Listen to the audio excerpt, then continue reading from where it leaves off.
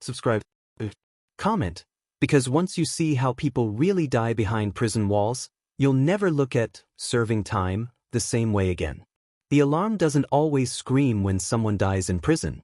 Sometimes it whispers. Sometimes it doesn't sound at all. At 6:12 a.m., during a routine count inside a maximum security facility, an officer pauses at a cell door that should have opened with noise, shuffling feet, a cough, a curse muttered under breath. Instead, there is nothing. The clipboard waits. The hallway hums with fluorescent lights. A radio crackles somewhere down the tier. When the door finally opens, the discovery triggers a chain reaction that has already played out hundreds of times across the country. A body in custody. Another investigation promised. Another family waiting for answers. By lunchtime, the language has already hardened. In custody death. No foul play suspected. Under review. The words are clean. The reality is not. Across the United States and Europe, people die in prisons every week, sometimes every day. Official explanations vary, but the pattern is consistent. Delayed medical care, inadequate mental health support, overcrowding, understaffing, and a system that treats death as paperwork rather than a failure. These are not isolated tragedies. They are structural outcomes. The public rarely sees what happens after the count. The internal emails. The locked incident reports. The pressure to close ranks. Families are notified late, if at all. Attorneys request records and wait months. Journalists file public records requests that come back redacted beyond usefulness. And within days, the institution returns to routine. The chow line moves. The count clears. Another silence settles in. The numbers tell a story officials don't like to read out loud. In many jurisdictions, deaths in custody have climbed even as crime rates have fluctuated. Facilities built for hundreds now house thousands. Medical units are understaffed, mental health professionals stretched thin. In some prisons, a single nurse covers multiple housing units overnight. In others, there is no licensed clinician on site after dark at all. When a person enters prison, the state assumes total control over their life, where they sleep, when they eat, when they see a doctor.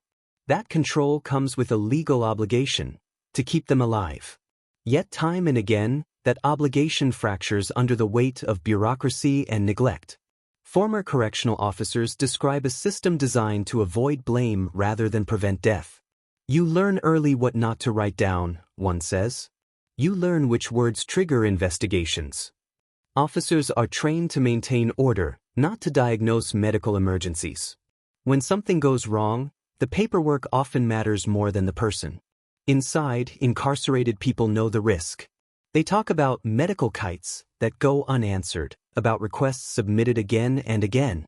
They know which officers will call for help and which will tell them to wait until morning.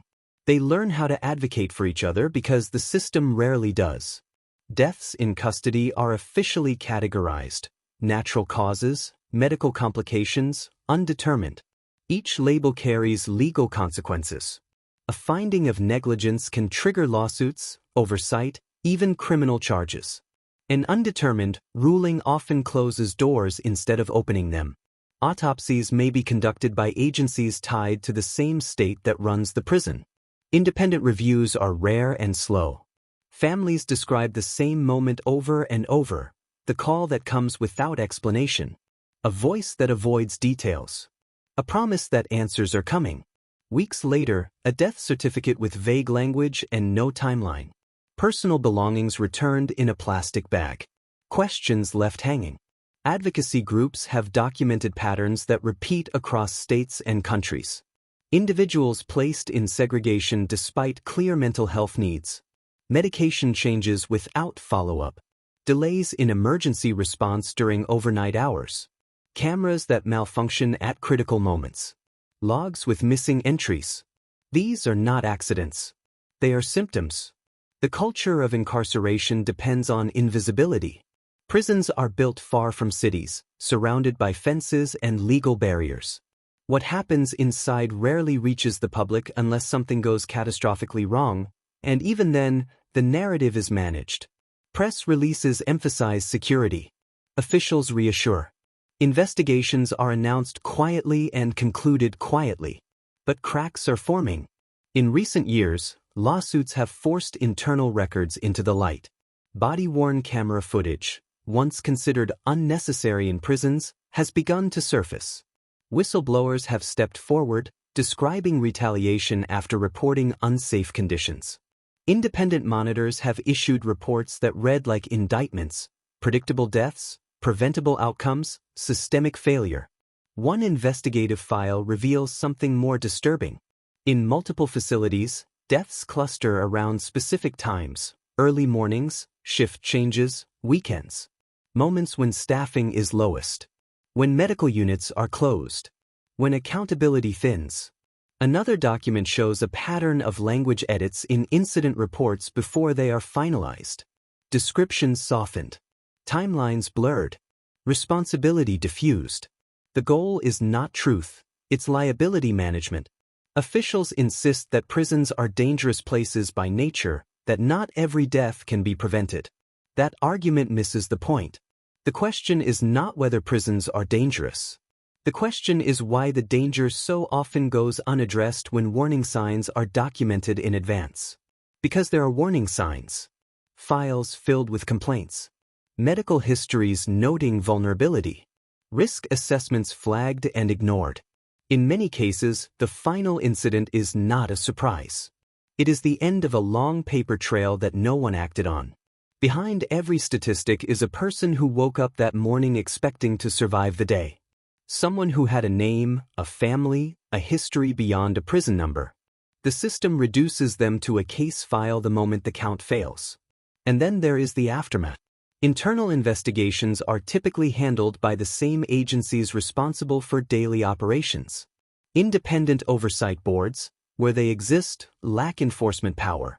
Prosecutors often defer to correctional authorities. Civil cases can take years, grinding families down with delays and sealed documents. Public attention fades quickly. Another headline replaces the last. The institution remains. But in one facility, a recently uncovered internal memo threatens to disrupt the pattern. It references a series of in-custody deaths over an 18-month period, each officially unrelated, each quietly closed. The memo raises a question administrators hoped no one would ask. Why were the same failures documented again and again without corrective action? The memo was never meant to leave the building. It was marked confidential. It names departments, timelines, and ignored recommendations. And at the bottom, a handwritten note stands out from the typed text. If this gets out, everything changes. What investigators found next would force a reckoning the system had spent years avoiding. The memo did get out. It didn't explode across headlines overnight. It surfaced quietly, an attachment in an email sent to a regional oversight board, then forwarded to an investigative reporter who had been tracking in-custody deaths for years. At first glance, it looked like routine internal correspondence. But buried in its language were admissions correctional leadership had never made publicly. Repeated procedural lapses. Delayed emergency response. Failure to implement prior corrective recommendations. The document referenced 7 deaths inside the same facility over 18 months. Officially, they had nothing in common. Different ages. Different housing units. Different medical classifications. But the memo suggested something else, a systemic breakdown no one had fixed. The reporter began lining up timelines. In each case, the individual had submitted medical requests in the weeks before their death. In 5 of the 7, fellow incarcerated people had reported visible distress, chest pain, breathing problems, severe withdrawal symptoms. In multiple instances, officers logged the complaints but marked them as non-urgent. Response times ranged from 30 minutes to over 2 hours. 2 hours inside a locked cell can be fatal. When the reporter requested surveillance footage, the facility claimed portions were unavailable due to routine overwriting. Body camera footage, where it existed, showed confusion rather than urgency. Officers debating whether to call medical. Supervisors insisting on protocol before action. In one clip, an officer can be heard saying, "Let's wait for the nurse to clear it," while someone lies motionless behind a steel door. The nurse wasn't on site. Overnight shifts relied on on-call medical contractors who covered multiple facilities. Travel time alone could stretch past critical windows. Internal emails revealed staff had raised concerns months earlier about overnight coverage. Budget constraints delayed changes. Budget constraints. The phrase appears repeatedly in administrative justifications. Staffing shortages tied to funding. Training sessions postponed. Equipment upgrades deferred. Each decision small on its own. Collectively, lethal. Families began to connect. One mother recognized her son's timeline in another case. Same unit. Same delay in emergency response. Another family compared autopsy findings and noticed similar notes about dehydration and untreated infection. What were initially isolated tragedies started to resemble a pattern. Advocates demanded an independent investigation. Correctional leadership responded with measured language. We take all in-custody deaths seriously. We are committed to transparency. But when pressed about the memo, officials described it as an internal draft not reflecting final conclusions. The facility launched yet another review, this time led by a former corrections administrator. The conflict was obvious. Oversight conducted by insiders rarely produces accountability. Meanwhile, inside the prison, fear spread. Incarcerated individuals who had spoken to investigators reported cell searches and disciplinary write-ups soon after. One person who provided a sworn statement was transferred to another facility without explanation. Retaliation is difficult to prove. It is easier to enforce. A former sergeant agreed to speak anonymously. He described a culture shaped by survival, not just for those incarcerated, but for staff. You're short 3 officers on a shift built for 12, he said. You're covering multiple tiers. If someone says they're sick, you have to triage with no medical training. If you call every complaint an emergency, administration says you're overreacting. If you don't, and someone dies, you're the scapegoat. The pressure travels downward. Rookie officers learn quickly what leadership prioritizes. Keeping order. Avoiding incidents that trigger external review. Medical calls are seen as disruptions unless visibly catastrophic. The system normalizes delay. In Europe, similar patterns have emerged. Reports from oversight bodies in the United Kingdom and parts of Eastern Europe document preventable deaths linked to overcrowding and insufficient mental health care. International human rights organizations have warned that incarceration systems often function with minimal external scrutiny, shielded by security concerns. Back in the United States facility at the center of the memo, investigators uncovered another layer. Incident reports from 3 separate deaths listed identical language, word for word, describing appropriate response procedures followed. Time stamps suggested medical staff arrived within minutes. But radio logs obtained through public records told a different story. The initial emergency calls were logged significantly earlier than the reports indicated. Someone had adjusted the timeline. Editing an incident report is not illegal if it corrects inaccuracies. Editing to obscure delay crosses into dangerous territory.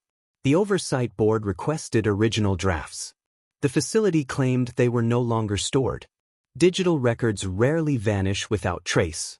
A forensic review of the system's metadata revealed that reports had been modified hours after the incidents, sometimes days later.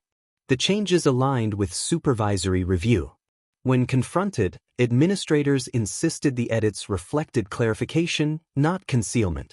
Clarification does not erase time. Pressure intensified. Local lawmakers called for hearings. National advocacy groups amplified the findings. The families held a press conference outside the facility's gates, reading the names of those who had died. They demanded independent medical audits and federal review. Inside, tension escalated. Officers reported increasing hostility on the tiers. Rumors spread that more cases were under scrutiny. Some staff felt betrayed by leadership, believing they were being positioned as fall guys for systemic failures. Morale dropped further, deepening staffing shortages. The cycle tightened.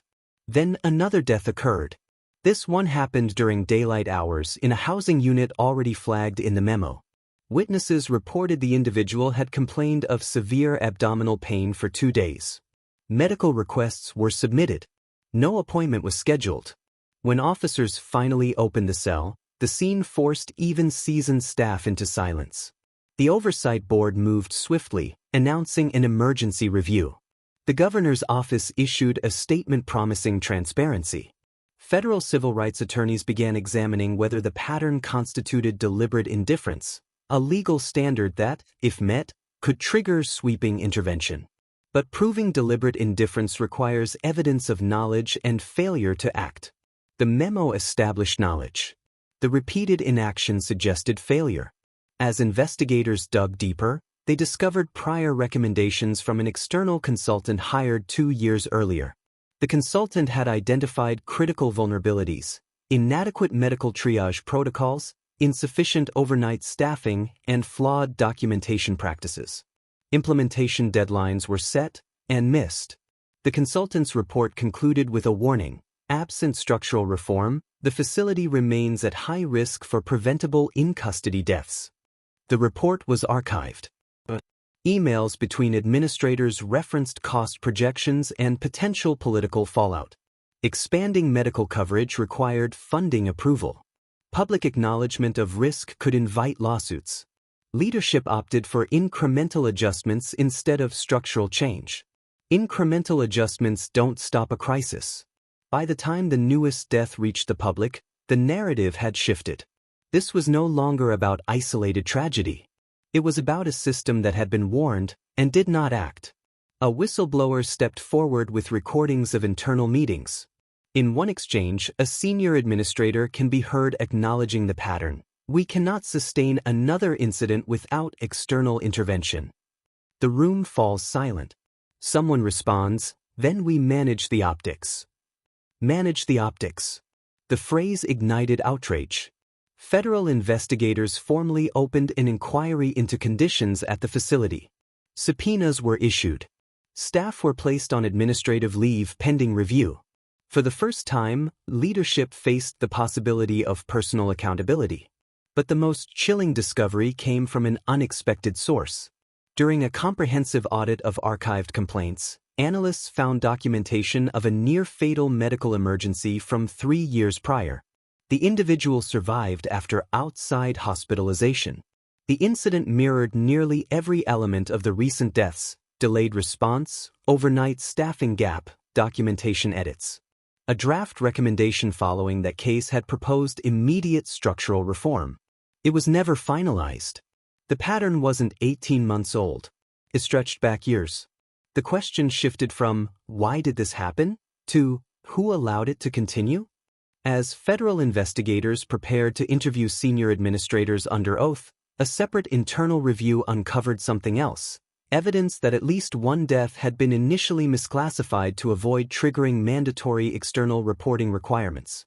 If confirmed, that would transform negligence into potential criminal liability. The system built on silence was beginning to fracture. And when the sealed personnel files were finally unredacted, investigators found disciplinary records and ignored warnings that changed the scope of the case entirely. The unredacted personnel files did not contain a single smoking gun. They contained something worse: a trail. 3 supervisors had previously been cited for failure to follow emergency protocol. One had received a written reprimand after a medical response exceeded 1 hour. Another had been warned about incomplete documentation following a prior in-custody hospitalization. None of the disciplinary actions resulted in termination. Each supervisor remained in position when the more recent deaths occurred. But what stunned investigators wasn't only the repeated lapses. It was the administrative response to them. Internal emails showed requests for additional medical staff had been formally submitted, then quietly downgraded in priority. One message from a mid-level administrator read, "We cannot justify this expansion under current budget review. Continue with mitigation strategy." Mitigation strategy meant asking already overworked officers to conduct informal wellness checks. It meant relying on incarcerated orderlies with minimal training to flag emergencies. It meant hoping the next complaint wouldn't escalate. Hope is not policy. When federal investigators began conducting recorded interviews, the tone inside the facility shifted from defensive to fearful. Officers who had once deflected criticism began describing chronic understaffing in detail. They spoke about covering 2 tiers at once, about being told to document cleanly, about the unspoken pressure to avoid calling ambulances unless absolutely unavoidable. One officer testified that he had raised concerns directly with a supervisor after witnessing delayed medical access. According to his statement, he was told, "If we escalate every incident, we'll drown in reviews. Handle it in-house. Handle it in-house." The phrase appeared repeatedly across testimonies. Families of the deceased attended the first public hearing when the findings were presented. The room was packed: lawmakers, reporters, correctional unions, advocacy groups. The Oversight Board laid out the chronology: prior consultant warnings, ignored recommendations, altered documentation timelines, misclassification of at least 1 death. Then came the pivotal conclusion. The board stated there was sufficient evidence to suggest systemic deliberate indifference to serious medical needs. The phrase carries weight in federal law. It opens the door to civil rights litigation. It invites Department of Justice intervention. It reframes tragedy as potential violation. Correctional leadership responded swiftly. The warden announced retirement, effective immediately. 2 deputy administrators were placed on leave pending further review. Public statements emphasized commitment to reform. But reform after exposure is not the same as prevention. A federal consent decree was proposed, an agreement requiring mandatory changes under court supervision. The facility would be required to implement independent medical oversight, real-time documentation audits, increased staffing ratios, and transparent reporting of all in-custody deaths. Union representatives argued that frontline staff had been sacrificed for systemic failures. Some officers felt relief, believing external oversight might finally bring resources they had long requested. Others feared sweeping disciplinary action. Meanwhile, investigators continued examining the misclassified death. The internal audit revealed that the initial determination labeled the cause as natural, non-suspicious. However, correspondence between medical personnel indicated concern about the delay in treatment. The reporting classification avoided triggering automatic external review. When confronted under oath, an administrator acknowledged that the classification decision had been influenced by concerns about cumulative optics. Optics again. Federal prosecutors began evaluating whether falsified or misleading documentation constituted obstruction. Legal experts cautioned that proving criminal intent would require demonstrating knowledge of wrongdoing, not just poor judgment. But the evidence of knowledge was mounting. A particularly damning email chain showed senior staff acknowledging the consultant's warning that failure to reform could lead to avoidable fatalities. The chain ended with a note reading, "We will revisit next fiscal cycle." Several of the families filed civil lawsuits alleging constitutional violations. Depositions unearthed additional internal communications describing reputational risk management strategies following each death. Public statements had consistently framed the incidents as isolated medical events. The narrative had been controlled. Until it wasn't. Under mounting pressure, the governor's office authorized a statewide review of medical practices across correctional facilities. Preliminary findings suggested similar vulnerabilities elsewhere, though not always as severe. The investigation expanded. For the officers who had tried to speak up earlier, vindication was bittersweet. Subscribe. Comment. Because once you see how people really die behind prison walls, you'll never look at serving time the same way again.